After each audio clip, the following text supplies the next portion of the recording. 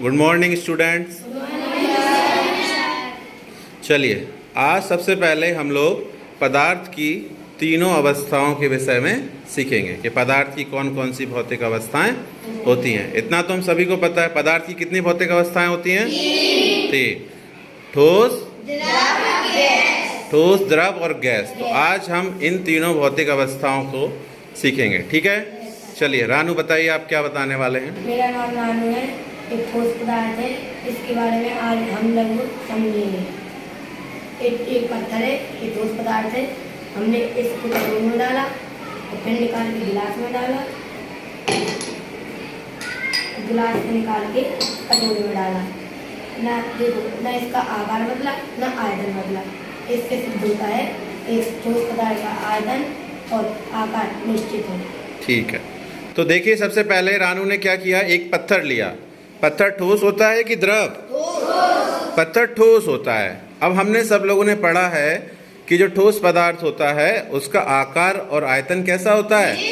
निश्चित। तो देखिए तीन प्रकार के बर्तन है हमारे पास। एक छोटी कटोरी है, एक गिलास है और एक कटोरा है या बाउल है।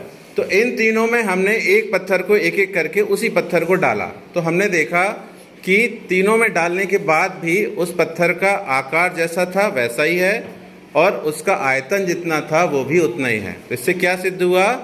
इसका आकार और आयतन निश्चित होता है। किसका? हाँ, ठोस का आकार और आयतन कैसा होता है? निश्चित होता है। ठीक है, इसके आगे दूसरा बच्चा करके दिखाएगा। मेरा नाम सोहेल है। अभी मैं गिलास के बारे में बताऊंगा। पहले पानी को एक कटोरी में डालो, कटोरी से एक गिलास में डालो, गिलास से कटोरी में डालो। इससे हमें पता चलता है कि द्रव का आकार अनिश्चित होता है और आयतन निश्चित होता है। Very good. देखिए सोहेल ने हमें बताया कि पानी इन्होंने लिया था। क्या लिया था? पानी। और पानी क्या होता है? द्रव होता है। ठीक है, तो हमें आज ये देखना है कि द्रव का आकार अनिश्चित होता है और द्रव का जो आयतन होता है वो निश्चित होता है। तो इसको आज हम करके देख लेते हैं। तो इन्होंने क्या किया, सबसे पहले मान लीजिए इसमें पानी है, इस बाउल में क्या है? पानी है। तो देख रहे होगे जैसे बाउल के डिजाइन है, जैसा इसका आकार है वैसे ही पानी का आकार हो गया है। तो द्रव को हम जिस बर्तन में रखते हैं उसका आकार वैसा ही हो जाता है। ठीक है, अब इसी पानी को हमने क्या किया, इस गिलास में डाल दिया। गिलास में डाल दिया। अब देखो पानी का आकार कैसा हो गया? गिलास के आकार का जैसा हो गया। ठीक है, लेकिन पानी बढ़ा क्या? तो पानी का आयतन उतना ही है जितना था, लेकिन उसका आकार बदल गया। अब इसी गिलास के पानी को हमने डाल दिया कटोरी में। अब देखो, अब इसका आकार कटोरी जैसा हो गया, लेकिन पानी बढ़ा नहीं, पानी का आयतन उतना ही है। तो इससे क्या पता चला हमें कि जो पानी होता है या कोई भी द्रव होता है उसका आकार निश्चित नहीं होता है। जैसे बर्तन में रख दोगे उसका आकार वैसा हो जाएगा, लेकिन उसका आयतन हमेशा निश्चित होता है। ठीक है, इसके आगे गैस के बारे में हमें कोई तीसरा बच्चा बताएगा।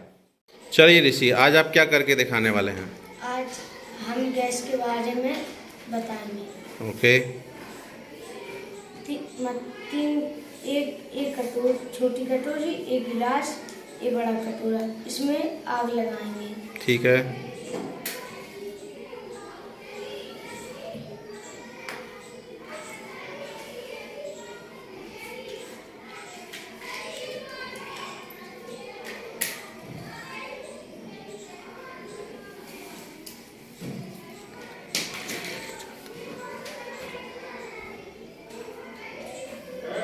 इससे ये सिद्ध होता है कि गैस का ना आयतन निश्चित होता है ना आकार निश्चित होता है।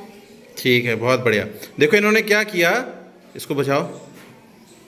देखो इन्होंने तीन अलग अलग आकार के बर्तन लिए। ठीक है, और तीनों धुआं एक गैस होती है कि नहीं होती है? गैस होती है। वैसे तो ऑक्सीजन भी एक गैस है, हवा भी गैस है, लेकिन वो दिखती नहीं है। अब हमें देख के करके देखना है, तो हम धुआं लिया हमने। तो धुआं इन्होंने 3 अलग अलग बर्तनों में किया। ठीक है, तो हम देखते हैं कि तीनों जैसा मन आ रहा है, जहाँ हवा चल रही उस तरफ धुआं उड़ रहा है, तो इसका कोई आकार तो होता नहीं है। जैसा फैलता जाएगा इसका आकार वैसा होता जाएगा, और ना इसका कोई आयतन होता है क्योंकि फैलता ही जाता है और इसका आयतन बढ़ता जाएगा।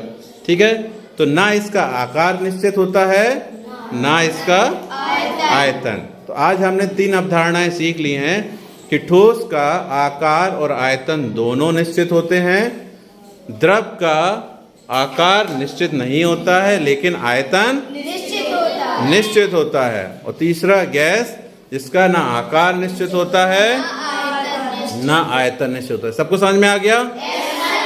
ओके।